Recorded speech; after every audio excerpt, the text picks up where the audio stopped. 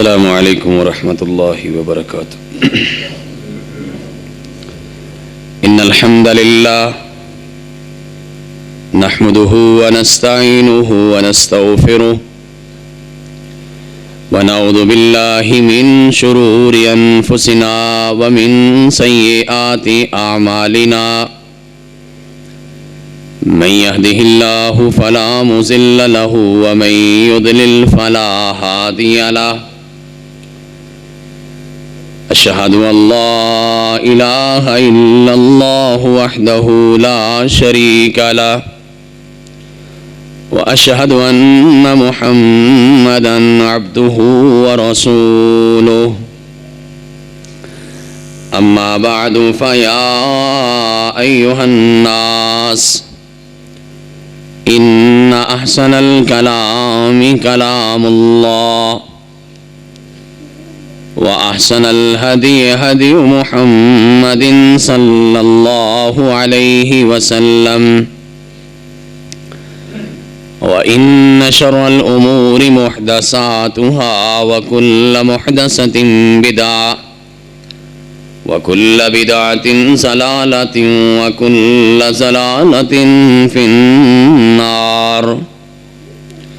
اللهم صل على محمد وعلى آل محمد كما صليت على إبراهيم وعلى آل إبراهيم إنك حميد مجيد۔ اللهم بارك على محمد وعلى آل محمد كما باركت على إبراهيم وعلى آل إبراهيم إنك حميد مجيد۔ رب اشرح لي صدري ويسر لي أمري واحلل عقدة من لساني يفقهوا قولي۔ سبحانك لا علم لنا إلا ما علمتنا إنك أنت العليم الحكيم۔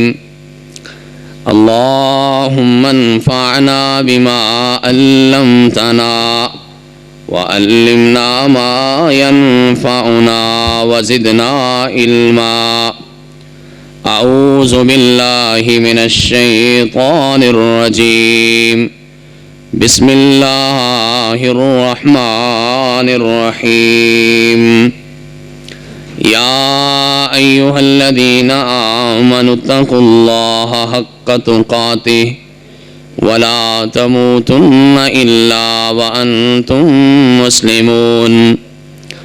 يا أيها الناس اتقوا ربكم الذي خلقكم من نفس واحدة وخلق منها زوجها وبث منهما رجالا كثيرا ونساء واتقوا الله الذي تساءلون به والأرحام إن الله كان عليكم رقيبا۔ يا أيها الذين آمنوا اتقوا الله وقولوا قولا سديدا يصلح لكم أعمالكم ويغفر لكم ذنوبكم ومن يطع الله ورسوله فقد فاز فوزا عظيما۔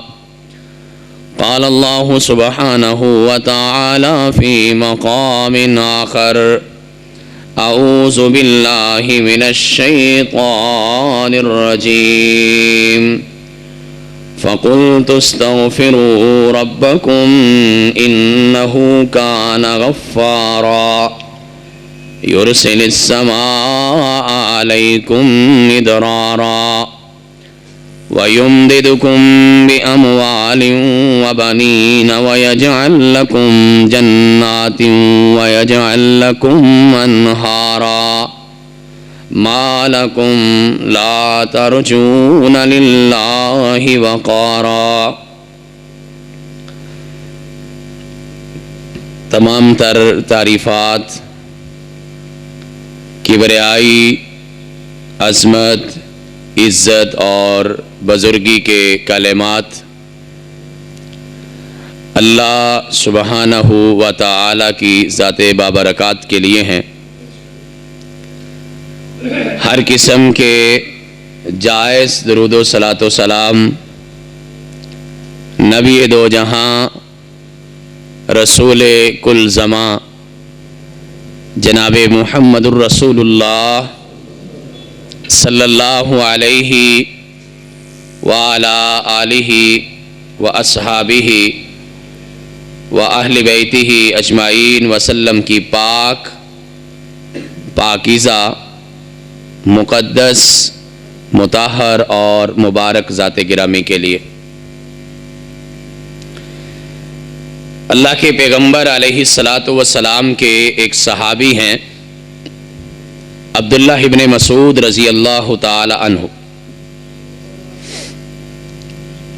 ان کا ایک بڑا ہی مشہور قول ہے، ان کا فرمان ہے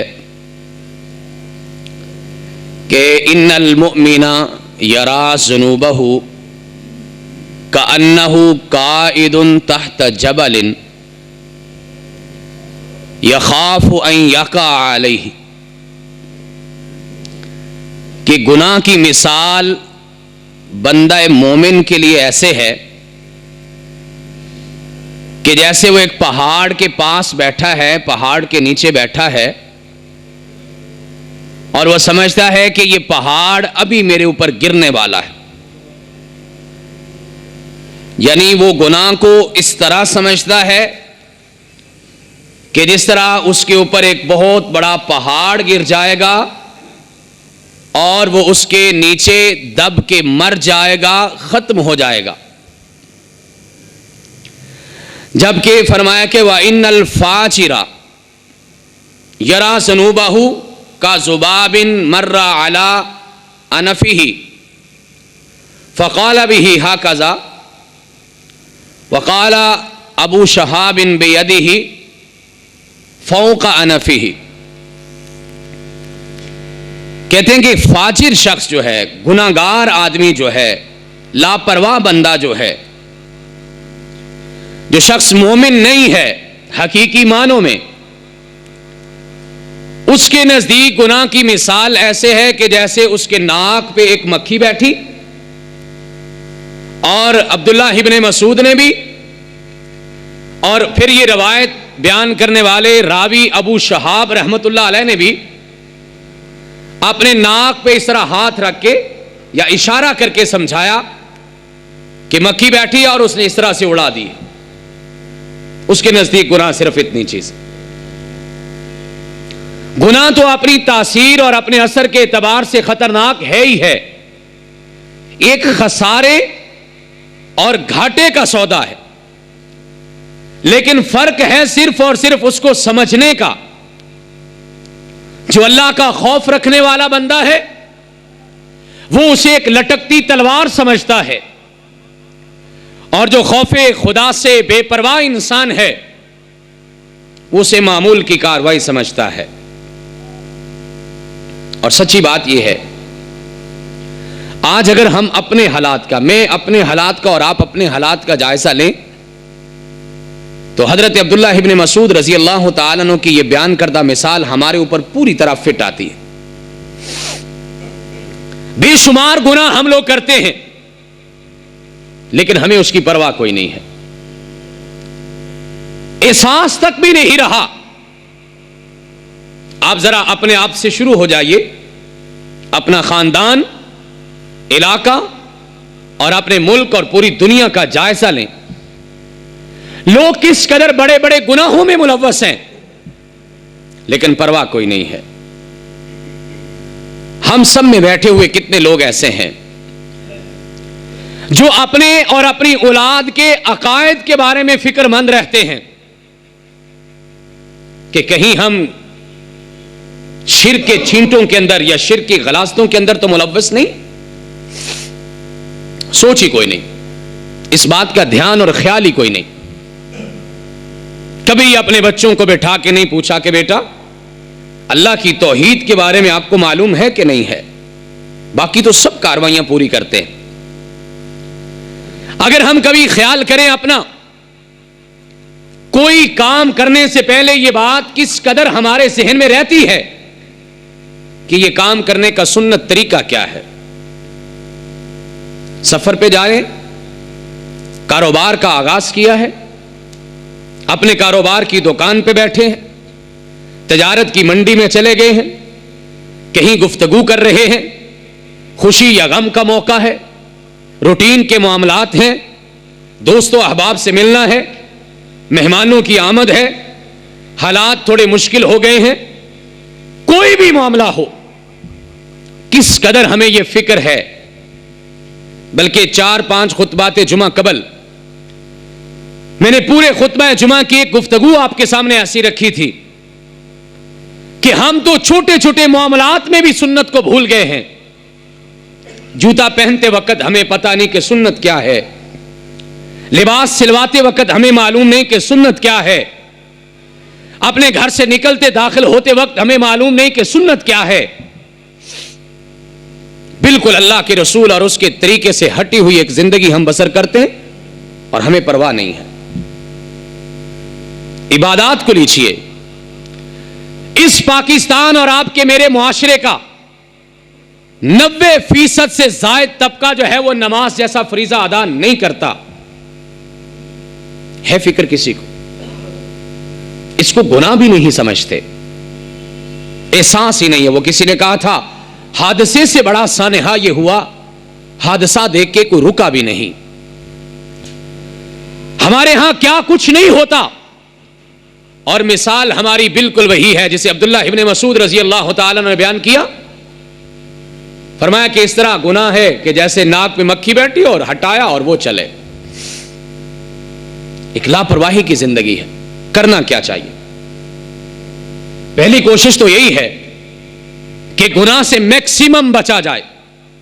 اپنی پوری کوشش اور جتن اور خیال اور دھیان میں رکھنا چاہیے کہ میں نے گناہ نہیں کرنا. لیکن انسان ہے, گناہ تو ہوئے گا انسان سے, چاہتے یا نہ چاہتے ہوئے, شعوری یا غیر شعوری طور پہ انسان سے گناہ تو ہوئے گا. پھر کرنا کیا ہے؟ محمد الرسول اللہ صلی اللہ علیہ وسلم نے اس کا طریقہ بھی بتایا. آپ نے فرمایا ان المؤمن اذا اذنب كانت نقطة سوداء في قلبه فإن تاب ونزع واستغفر. 3 کام اللہ کے پیغمبر نے کہے. فرمایا کہ جب ایک بندہ مومن گناہ کرتا ہے تو اس کے دل پہ ایک سیاہ داغ لگتا ہے. اگر وہ اپنے اس کام سے واپس پلٹ آئے, اللہ کی طرف رجوع کر لے, اس کام کو چھوڑ دے اور اللہ سے معافی مانگ لے, اللہ کے پیغمبر فرماتے ہیں اس کے دل پہ لگنے والے وہ سیاہ نقطے ختم ہو جاتے ہیں.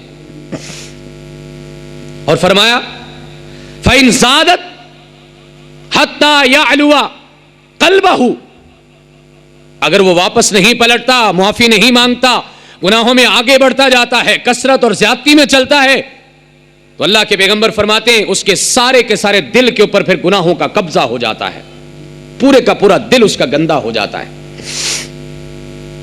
اور نبی کریم علیہ الصلوۃ والسلام نے فرمایا فذلک الرین الذی ذکر اللہ عز وجل فی القرآن کلا بل ران علی قلوبہم ما کانوا یکسبون. فرمایا یہ وہ ران ہے, یہ وہ میل کچیل ہے, یہ وہ گندگی, غلاظت اور کثافت ہے جس کا ذکر اللہ نے قرآن پاک میں کیا کہ وہ لوگ جن کو حق اور سچ کی پہچان نہیں ہوتی وہ والے لوگ ہیں جن کے دلوں کے اوپر یہ ران, یہ بیماری, یہ گندگی, یہ غلاظت پوری طرح سے چڑھ چکی ہے. اور اب گناہ سے بچنا تو دور کی بات ہے, انہیں گناہ کا پتہ بھی نہیں چلتا اور گناہ کے بارے میں ان کو احساس بھی باقی نہیں رہا, جسے ہم کہتے ہیں ضمیر مر گیا ہے. اب ہمیں کیا سمجھ آیا کہ غلطی آپ سے ہوتی ہے, فوری طور پہ واپس اپنے رب کی طرف پلٹیے, اس گناہ کو چھوڑیے, اپنے رب سے اپنے آپ سے پکا وعدہ کیجئے, اس سے استغفار کیجئے, معافی مانگیے, تو پھر آپ کے دل کو پہلے کی طرح صاف کر دیا جاتا ہے. چونکہ محمد الرسول اللہ صلی اللہ علیہ وسلم نے فرمایا تھا التائب من الذنب کمن لا ذنب لہ، گناہ سے توبہ کرنے والا ایسا ہی ہے جیسا اس نے کبھی گناہ کیا ہی نہیں۔ یہ دو سٹیپ، دو چیزیں ہمارے سامنے آئی۔ پہلا قدم یہ ہے کہ گناہ سے بچتے رہیے، ہاں نہیں بچا جائے گا۔ پچھلے خطبہ جمعہ کے اندر عرض کیا تھا کہ اللہ کے نبی جن کے بارے میں گناہ کا تصور بھی نہیں کیا جا سکتا، وہ بھی ہر دم اپنے رب سے معافیاں مانگتے رہتے، اٹھتے بیٹھتے سوتے جاگتے اپنے اللہ سے اپنے گناہوں کی معافیاں مانگتے تھے، استغفار کرتے تھے، توبہ کرتے رہتے تھے۔ چلو اگر ہم گناہوں سے نہیں بچ پاتے تو پھر کم از کم ہمیں استغفار کا معاملہ بڑھا دینا چاہیے، توبہ کا معاملہ ہمیں زیادہ بڑھا دینا چاہیے، تاکہ ساتھ ساتھ اس کی صفائی بھی ہوتی رہے، جسے محمد الرسول اللہ صلی اللہ علیہ وسلم نے فرمایا کہ وہ میل کچیل انسان کے دل پہ چڑھ جاتی ہے، اگر تو وہ توبہ کرتا ہے، واپس پلٹتا ہے، معافی مانگتا ہے، فرمایا اس کے دل کو پہلے کی طرح صاف اور شیشے کے مانند کر دیا جاتا ہے۔ لیکن معافی صاف ظاہر ہے کہ تب ہی مانگی جائے گی جب ہمیں انسان کو اپنی غلطی کا احساس ہوگا۔ جب ہم گناہ کو گناہ ہی نہیں سمجھیں گے یا گناہ کو ہم نقصان ہی نہیں سمجھیں گے تو پلٹیں گے کیسے؟ حضرت انس رضی اللہ تعالیٰ عنہ نے اپنے بعد یعنی اپنے شاگردوں جو تابعین کا زمانہ ہے، انس ابن مالک رضی اللہ تعالیٰ ان کے بارے میں ویسے بھی تاریخ میں موجود ہے کہ یہ آخری صحابی ہیں جو اس دنیا سے رخصت ہوئے۔ 110 ہجری میں ان کا انتقال ہوا، 120 سال کی عمر۔ انس ابن مالک آخری فوت ہونے والے صحابی، انہوں نے جب اپنے شاگردوں یعنی تابعین کا زمانہ دیکھا، حالانکہ وہ بڑے بھلے لوگ تھے، بڑے بھلے لوگ تھے، قرآن اور حدیث کے بڑے قریب لوگ تھے، اللہ اور اس کے رسول کی باتوں کے مطابق زندگی بسر کرنے والے لوگ تھے، لیکن اس زمانے میں حضرت انس رضی اللہ تعالیٰ نے فرمایا ان لتعلمون اعمالا هي ادق في اعينكم من الشعر ان كنا لنعدها على عهد النبي صلی اللہ علیہ وسلم من الموبقات۔ انس ابن مالک رضی اللہ تعالیٰ عنہ فرماتے ہیں یہ گناہ جنہیں آپ معمولی سمجھتے ہو، بال برابر جن کا تمہارے نزدیک نقصان نہیں ہے یا اہمیت نہیں ہے، فرمایا ان گناہوں کو ہم اللہ کے پیغمبر کے زمانے میں ہلاکت اور تباہی والی چیزیں تصور کیا کرتے تھے۔ یعنی ان کے کہنے کا مطلب یہ تھا، اور یہ آج سے 1350 سال پہلے انہوں نے کہا تھا، جو ہم سے بڑے بھلا زمانہ کے لوگ تھے، جس میں ان کے بارے میں کہا تھا کہ جن گناہوں کو تم اپنے لیے معمولی سمجھ بیٹھے ہو، ہم اللہ کے پیغمبر کے زمانے میں انہی چیزوں کو تباہ کر دینے والے گناہ کبیرہ سمجھا کرتے تھے۔ اور آج 1350 سال کا عرصہ گزر جانے اور بیت جانے کے بعد ہم تو اندازہ لگائیں ہم نے کتنے بڑے جرائم کو، کتنے بڑے جرائم، اور اس کا اندازہ آپ کریں۔ آپ کسی آدمی سے پوچھئے آپ نماز پڑھتے، وہ ہنس کے بتائے گا جمعہ لازمی پڑھتا ہوں جی، باقی رہ جاتی، معمولی تذکرہ۔ آپ ان سے پوچھیں 5 وقت کی نماز پڑھتے، نہیں صاحب 2 تو پکی پڑھتا ہوں، اور وہ اپنے آپ کو بڑا نیک ظاہر کر، 2 تو پکی پڑھتا ہوں باقی رہ جاتی، مطلب نقصان ہی کوئی نہیں، کوئی گناہ ہی کوئی نہیں۔ کائنات کے امام نے کہا تھا من ترک صلاۃ العصر فکأنما وطر اہلہ ومالہ، جس کی عصر کی نماز ایک رہ گئی ایسے ہے جیسے اس کا گھر بھی تباہ ہو گیا، اس کا مال بھی تباہ ہو گیا۔ اتنا بڑا نقصان ہے، پرواہ نہیں ہے۔ ہماری بہنیں بیٹیاں پردہ نہیں کرتی، باپ کو گھر بیٹھے پتا ہے کہ پردے کے بغیر بازار میں گئی ہے، باپ کو پرواہ نہیں ہے۔ ہمارے لاڈ ختم ہوئیں گے تو ہم عمل کرنا شروع کریں گے، باپ کو خبر ہے، اور وہ اس میں اپنے آپ کو مجرم ہی نہیں سمجھتا، اسے اس بات کی کوئی خبر نہیں۔ کل قیامت کے کٹہرے میں کھڑے ہو کر اللہ کے دربار میں اسے یہ جواب دینا ہے کہ تیری بیٹی جو ہے وہ بغیر سر ڈھانپے بازار میں جاتی تھی اور تو تسبیح لے کے مسجد میں بیٹھا رہتا تھا، اسے کس نے خبردار کرنا تھا اور اسے کس نے روکنا تھا؟ ہم اپنی بہنوں بیٹیوں کا حصہ کھا جاتے ہیں، جائیداد میں حصہ۔ کتنے لوگ بیٹھے ہیں یہاں پر اپنی بہنوں کو جائیداد کا پورا حصہ دیا ہو، کتنے لوگ ہیں؟ اور اپنی طرف سے طریقے، ان کی شادی بھی بڑا خرچہ کر دیا تھا، وہ تو کوئی جائیداد کا حصہ تو نہیں تھا, وہ تو آپ کا فرض تھا. آپ کو کس نے کہا تھا کہ لاکھوں میں گلشرے اڑائیں؟ آپ کم کر لیتے. اسلام نے تو نہیں آپ کو باؤنڈ کیا. حصہ دینا تو اسلام نے مقرر کیا تھا, اس کی خبر کیوں نہیں؟ کبھی ہم نے سوچا ہے اس بازار کی دکانوں پہ جا کے, میں اس کا نام اس لیے لے رہا ہوں, ہمارے سامنے کی یہ بات ہے, اس بازار کی دکانوں کے بعد آج جمعے کے بعد جا کے سروے کیجئے گا, کتنے لوگ ہیں جو صبح اپنی دکان پہ آ کے بیٹھ کے اپنے رب سے دعا کرتے ہیں کہ یا اللہ ہمیں حلال کی روٹی دینا. چھوڑ دیجئے دکانداروں کو, آپ ہم سب ہی کماتے ہیں, آپ ہم سب ہی کماتے ہیں, کوئی نہ کوئی دھندا تو کرتے ہیں. کتنے لوگ صبح اپنے گھر سے نکلنے سے پہلے دعا کرنا تو دور کی بات ہے, یہ ذہن بنا کے نکلتے کہ یا اللہ ہمیں حلال کی روٹی دینا, ہم اپنے بچوں کو اور اپنی اولاد کو جو ہے وہ پال سکے, اپنے گھر والوں کو سنبھال سکے. فکر ہی کوئی نہیں. کائنات کے امام نے سچ ہی کہا تھا, فرمایا قیامت کے قریب ایک ایسا زمانہ آئے گا آدمی کو صرف کمانے کی فکر رہے گی, یہ کوئی فکر نہیں ہوگی کہ میں حلال کی کما رہا ہوں کہ حرام کی کما رہا.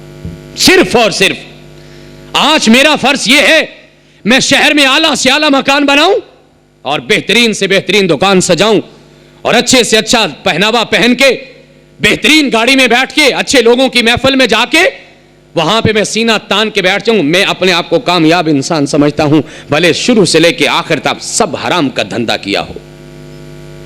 اور خبر کس سے ہے, فکر کس سے ہے؟ کمانے والے تو بات کی بات ہے. اس مسجد میں تشریف لانے والی کتنی خواتین جو اس وقت خطبہ جمعہ سن رہی ہیں اور انہوں نے کبھی اپنے شوہر سے سوال کیا ہو کہ حلال کی کما کے لاتے ہو کہ حرام کی کما کے لاتے ہو؟ کتنے بچے اس محفل میں یا کوئی سننے والی بیٹی ایسی ہے جو اپنے باپ کی کمائی کو استعمال کرنے سے پہلے سوچتے ہیں کہ ہم حلال کی کمائی کھاتے ہیں کہ حرام کی کمائی کھاتے ہیں؟ کوئی فکر نہیں ہے. فکر صرف یہ ہے کہ میرے اخراجات پورے ہونے چاہیے, اس پہ کوئی کمپرومائز نہیں ہے. اور پھر وہ بات سچ نکلی نا. انس بن مالک رضی اللہ تعالیٰ عنہ نے فرمایا تھا جن گناہوں کو آپ بال برابر معمولی سمجھتے ہو, اللہ کے پیغمبر کے زمانے میں ہم ان کو گناہ کبیرہ سمجھا کرتے تھے. آج ہمیں احساس بھی نہ رہا, جبکہ اللہ کے پیغمبر علیہ الصلوۃ والسلام کے زمانے میں حالات کیا تھے. اولن تو گناہ کرتے ہی نہیں تھے, بچتے تھے, لیکن گناہ ہو جاتا پھر گناہ سے نکلنے کی تڑپ کتنی ہوتی تھی. ہمیں تو معافی مانگنے کا بھی وقت نہیں ہے نا, وہ تو معافی سے بھی آگے بڑھ جاتے تھے. حضرت عمران ابن حسین رضی اللہ تعالیٰ عنہ فرماتے ہیں نبی کریم علیہ الصلوۃ والسلام کے پاس ایک خاتون ہے اور کہنے لگی اللہ کے پیغمبر میں غیر اسلامی طریقے سے ایک مرد کے ساتھ میرے تعلقات رہے, اس کی وجہ سے اب بیبی کا پروسیس بھی شروع ہو چکا ہے, تو اب ایسا کیجئے, مجھے پتا چلا ہے کہ یہ گناہ ہے اور جرم ہے اور اس کی سزا بھی اسلام کے اندر رکھی گئی ہے. دنیا کے اندر اگر سزا نہیں ملتی, قیامت کے دن پھر اللہ تعالیٰ معاف کریں یا چاہیں سزا دیں, تو قیامت کے دن کی سزا سے بھلا ہے کہ آپ مجھے دنیا میں ہی گناہ سے پاک کر دیں. دوسرے لفظوں میں خود آ کے اپنے آپ کو پیش کیا کہ آپ مجھے گناہ سے پاک کر دیجئے. نبی کریم علیہ الصلوۃ والسلام نے اس کے کسی کفیل کو, اس کے گھر والے کو بلایا اور آپ نے فرمایا احسن الیہا فإن وضعت فاتنی بہا, آپ اس کو لے جائیے, اس کو کچھ نہ کہنا, روٹین کا معاملہ اس کے ساتھ رکھیے, کوئی جزا سزا بھی نہیں. جب بچہ پیدا ہو جائے گا پھر اس کو لے کے آئیے, اور اس کے بعد جب بچہ پیدا ہوا تو پھر لمبی بات ہے, لیکن ان دا اینڈ جب اللہ کے پیغمبر کے پاس لایا گیا آپ نے اس کو اسلام کی سزا دے دی.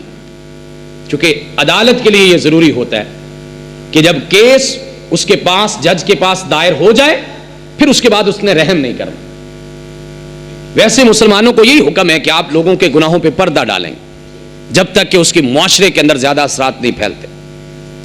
لیکن جب عدالت میں آئے گا پھر قاضی اور جج کا فرض ہے اس پہ سزا سنائے گا, اور اللہ کے پیغمبر نے اس عورت کو رجم کروا دیا اور جنازہ پڑھانے کے لیے خود تشریف لائے. جب آپ جنازہ پڑھانے کے لیے آئے تو حضرت عمر رضی اللہ تعالیٰ عنہ کہتے ہیں اللہ کے پیغمبر بدکار عورت تھی اور آپ اس کا جنازہ پڑھانے کے لیے آ گئے. اللہ کے پیغمبر علیہ الصلوۃ والسلام نے عمر کے منہ پہ ہاتھ رکھا, کہا عمر خاموش, لقد تابت توبۃ لو قسمت بین 70 من اہل المدینہ لوسعتہم. اس نے ایسی توبہ کی ہے اگر مدینے کے بسنے والے 70 افراد کے اندر وہ تقسیم کر دی جائے سارے ہی بخشے جائیں گے. توبہ بھی کی اور اپنے آپ کو دنیاوی سزا کے لیے پیش بھی کر دیا. گو کہ اللہ کے پیغمبر علیہ الصلوۃ والسلام نے مختلف مواقعوں پر اس بات کی حوصلہ افزائی نہیں کی کہ آپ گناہ کریں اور خود جا کے اپنے آپ کو پیش کر دیں, جب تک کہ گناہ کا تعلق آپ کی یا محدود ذات تک ہوتا ہے. لیکن ان کے اندر تڑپ کتنی تھی گناہ سے نکلنے کی. اور نبی کریم علیہ الصلوۃ والسلام نے فرمایا تھا لقد وجدت توبۃ افضل من ان جادت بنفسها للہ تعالی. مسلم کے اندر اللہ کے پیغمبر کے یہ الفاظ موجود ہیں. فرمایا اس سے بہترین توبہ کیا ہو سکتی ہے کہ کوئی اپنے گناہ سے نکلنے کے لیے اپنی جان کا بھی نذرانہ پیش کر دیتا ہے. یہ ان کی تڑپ ہے. میں نے کہا انہوں نے تو اپنی جان پیش کر دی اور ہم اپنی زبان نہیں پیش کر سکتے, یعنی توبہ نہیں کر سکتے, ہم اپنی نظریں نہیں جھکا سکتے, ہم ان گناہوں سے نکلنے کے لیے اپنے رب سے معافی بھی نہیں مانگ سکتے. ایسا ہی ایک اور واقعہ بھی حضرت بریدہ رضی اللہ تعالی عنہ بیان کرتے ہیں. نبی کریم علیہ الصلوۃ والسلام کے زمانے میں آپ ہی کے ایک صحابی ماعز بن مالک رضی اللہ تعالی عنہ اللہ کے پیغمبر کے پاس آتے اور کہتے طہرنی یا رسول اللہ صلی اللہ علیہ وسلم, اللہ کے پیغمبر مجھے گناہوں سے پاک کیجیے. اشارتاً آپ نے بات کہی. اللہ کے پیغمبر بھی سمجھ کے ہوں گے کہ کوئی ایسا گناہ کیا ہے جس پہ حد نافذ ہوتی ہے, اسلام نے جس کی حدود مقرر کی ہیں, اور آنے والے کا مقصد یہ ہے کہ وہ حد میرے پہ نافذ کر دی جائے تاکہ مجھے گناہ سے پاک کر دیا جائے. چونکہ جس گناہ کی سزا دنیا میں مل جائے گی اس گناہ کے بارے میں قیامت کے دن اللہ نے پوچھنا بھی نہیں ہے. طہرنی یا رسول اللہ صلی اللہ علیہ وسلم. آپ نے فرمایا وَيْحَكَ ارْجِعْ فَاسْتَغْفِرِ اللَّهَ وَتُبْ إِلَيْهِ. آپ نے فرمایا جا تیرا بھلا ہو, اللہ سے معافی مانگ, توبہ کر جا کے. پھر دوبارہ آگے تھوڑی دیر کے بعد طہرنی یا رسول اللہ. فکر کیا ہے, دنیا میں تو شاید معمولی سزا ہے, آخرت میں کیا بنے گا. گناہ کیا ہے تو تڑپ لگ گئی کہ اب اس سے باہر کیسے نکلنا ہے. دوسری مرتبہ بھی آئے, اللہ کے پیغمبر نے یہی جواب دیا. تیسری مرتبہ آئے تو اللہ کے پیغمبر نے یہی جواب دیا. چوتھی مرتبہ آئے تو اللہ کے پیغمبر نے پوچھا ابھی کا جنون, تیرا دماغی توازن تو درست ہے. صحابہ سے بھی سوال کیا کہ بھئی کوئی ذہنی مسئلہ تو نہیں, اس کو ٹھیک بات کر رہے نا, ہوش حواس میں بات کر رہے نا. اور پھر آپ نے پوچھا کہ پتا کرو اس نے شراب تو نہیں پی ہوئی, نشہ چڑھ گیا اور نشے میں بول رہا. پتا کیا گیا اور بتایا گیا کہ نہیں, ذہنی توازن بھی درست ہے, ہوش حواس سے بات کر رہے اور نشہ وغیرہ بھی نہیں ہے. اللہ کے پیغمبر علیہ الصلوۃ والسلام نے ان پہ حد نافذ کر دی, رجم کروا دیا گیا. اور جب ان کو رجم کروا دیا گیا تو لوگ آپس میں چے میں گوئیاں کرنے لگے ان کے آخرت کے انجام کے بارے میں. چونکہ گناہ بہت بڑا تھا اس معاشرے کے اعتبار سے. آج تو ہمارے معاشرے میں اس کے باقاعدہ لائسنس ملتے ہیں نا, اور آج اس کے تو باقاعدہ اڈے بنے ہوئے ہیں. اور آپ حیران ہو جائیے, بدکاری کے اڈے یہاں قائم ہیں اور ہمارے قانون کے پاس, یعنی قانون نافذ کرنے والوں کے پاس اتنی اتھارٹی نہیں ہے کہ وہ اس کو ختم کر سکے, جو ان کی پہنچ بہت دور تک ہوتی ہے. اور اب تو جو خبریں آ رہی ہیں, خدا کرے کہ وہ غلطی ہوں, ہم کسی کے بارے میں بدگمانی کا شکار نہیں ہیں, کہ وہ لوگ جنہوں نے قانون اور آئین بنانا ہے وہ تو اڈے بنا کے بیٹھے ہوئے. میں نے کہا خدا کرے یہ بات غلط ہو, اور میں نے کہا کہ ہم کسی کے بارے میں بدگمانی نہیں پھیلا رہے, لیکن خبریں تو ہیں, کچھ تو ہے جس کی پردہ داری ہے. اور وہاں پہ فکر کیا ہے, گناہ اتنا بڑا, سارے لوگ سوچنے لگ گئے بھلے سزا مل گئی ہے لیکن آخرت میں انجام پتہ نہیں کیا ہوگا. کچھ کہنے لگے بخشا جائے گا, خود کو خود پیش کیا ہے. کوئی کہیں گے نہیں سزا تو وہاں پر بھی ملے گی. نبی کریم علیہ الصلوۃ والسلام تشریف لائے, صحابہ کرام اس قسم کی باتیں کر رہے تھے. آپ نے فرمایا استغفروا لماعز بن مالک, ماعز بن مالک کے بارے میں اللہ سے استغفار کرو.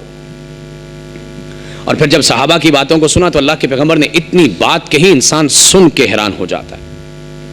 گناہ تو انسان کی فطرت ہے, میں نے پہلے کہا, لیکن بدلے تو کتنا بدلے, پلٹے تو کتنا پلٹے, معافی مانگی تو کتنی بڑی معافی مانگی. اللہ کے پیغمبر ماعز بن مالک کے بارے میں کہتے ہیں رضی اللہ تعالی عنہ, آپ نے فرمایا لقد تاب توبۃ لو قسمت بین امۃ لوسعتھم. فرمایا ماعز نے ایسی توبہ کی ہے اگر میری ساری امت کے اندر تقسیم کر دی جائے تو میری ساری امت بخشی جائے گی. آپ اندازہ لگا سکتے ہیں ماعز کے کس کلیجے کے کونے سے آواز نکلی ہوگی معافی کی. اتنی بڑی بات, اور اللہ کے پیغمبر نے بات کہی ہے. یہ آپ کے میرے لفظوں کا جوڑ توڑ نہیں کہ ہم جذباتی ہو کے کچھ بھی بات کرتے. کائنات کے امام نے کہا ہے تو سچ ہی کہا ہے, اور اتنی بڑی بات کہی, اربوں خربوں انسانوں کے اندر ایک ماعز کی توبہ اگر تقسیم کر دی جائے, اللہ کے پیغمبر فرماتے ساروں کو اللہ اس توبہ کی وجہ سے معاف فرما دیں گے. وہ تو صحابہ کرام تھے, لیکن بہرحال انسان تھے. غلطیاں ہوئیں تو پلٹے بھی, اور پلٹے تو خوب پلٹے. ہمیں بھی تو استغفار کرنا ہے, ہمیں بھی تو معافیاں مانگنا ہے, ہمیں بھی تو اپنے رب کی طرف واپس پلٹنا ہے, ہمیں بھی تو رجوع کرنا ہے. اور یہی ایک آپ کی میری بچت کا صرف واحد راستہ ہے. گناہ سے بچنا تو بچنا ہی ہے, لیکن ہر دم اپنے رب سے معافیاں مانگتے رہو اور ہر دم اپنے رب کی طرف رجوع کرتے رہو. اور اللہ تعالیٰ کا وعدہ یہ ہے, حدیث قدسی ہے, اللہ تعالیٰ ارشاد فرماتے ہیں, رسول کائنات علیہ الصلوۃ والسلام نے اللہ کے الفاظ کو حدیث کے ذریعے سے ہمارے تک پہنچایا. اللہ اپنے بندے سے مخاطب ہو کے کیا کہتے ہیں؟ یا ابن آدم, اے آدم کی اولاد, انک ما دعوتنی ورجوتنی غفرت لک علی ما کان فیک ولا ابالی. اے میرے بندے, اے آدم کی اولاد, جب تک آپ مجھے بلاتے رہیں گے, میری طرف رجوع کرتے رہیں گے, مجھ سے گناہ سے معافی کی امید کرتے رہیں گے, اللہ فرماتے ہیں جو کوئی تیرا گناہ ہوگا میں معاف کرتا جاؤں گا, مجھے اس بات کی کوئی پرواہ نہیں ہے. پکارتے تم رہنا, بلاتے تم رہنا, آتے تم رہنا, اور جھولیاں میں تمہاری بھرتا رہوں گا. اور پھر کہا, یا ابن آدم لو بلغت ذنوبک عنان السماء ثم استغفرتنی غفرت لک ولا ابالی. اے آدم کے بچے, اگر تو گناہ کرے اور تیرے گناہ زمین سے لے کے آسمان کی چھت تک بھی لگ جائیں, پھر بھی تجھے معاف کر دوں گا اگر مجھ سے معافی مانگو گے تو, اور مجھے کوئی پرواہ نہیں, مجھے کوئی فرق نہیں پڑتا, چونکہ عطا کرنے والے کے خزانے بڑے وسیع ہیں.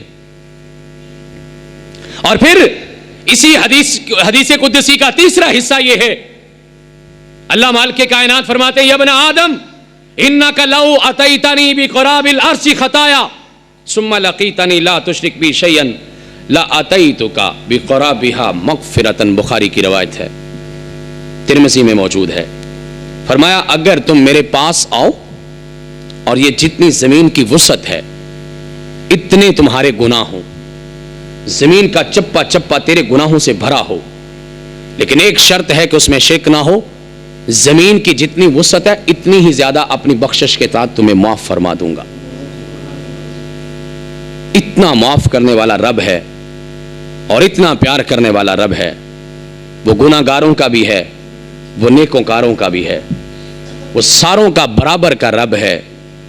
اسی لیے تو اس نے اپنی اولاد کسی کو نہیں بنایا کہ کہیں اس کی محبت تقسیم نہ ہو جائے.